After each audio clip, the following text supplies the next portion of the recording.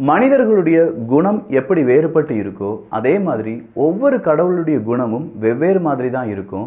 சந்தோஷத்துக்கு ஒரு கடவுள், துக்கத்துக்கு ஒரு கடவுள், ரொம்ப பெரிய அளவில் செல்வத்துக்கு ஒரு கடவுள் அப்படின்னு சொல்லி நூற்றுக்கணக்கான கடவுளை வணங்கியவர்கள் எகிப்தியர்கள். அப்படிப்பட்ட எகிப்தியர்களுக்கு பூனைனா ரொம்ப பிரியம். அந்த பூனைக்காகவே ஒரு கடவுள் இருந்தார். அந்த பெண் பூனை கடவுளுடைய பெயர் பாஸ்டட் அப்படிங்கிறது தான். இந்த பாஸ்டட் அப்படிங்கிற இந்த பூனை கடவுளை என்றைக்குமே எகிப்தியர்கள் வேண்டிக் கொள்வார்களாம்.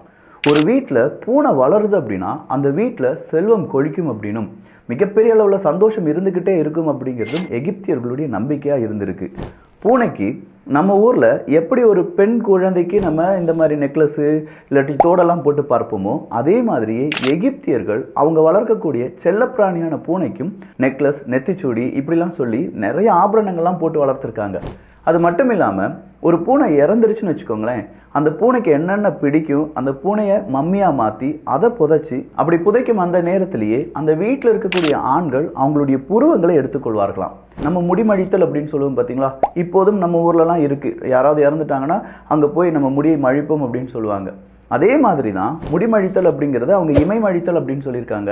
இந்த கண் இமையை மழித்த பிறகு அது எப்போது வளர்கிறதோ அதுவரையிலும் அந்த பூனை இறந்த துக்கத்தை எப்போதுமே அனுசரிப்பாங்களாம். இப்படி வித்தியாசமான அணுகுமுறை செய்திருக்கிறார்கள் எகிப்தியர்கள். இது மட்டும் இல்லைங்க, ஏகப்பட்ட ஃபேக்ட் எகிப்துக்கு பின்னாடி இருக்குது. எல்லாம் தெரிந்து கொள்ள வேண்டும்னா எகிப்து அப்படின்னு சொல்லி கமெண்ட் பண்ணுங்கள், பார்த்துடலாம்.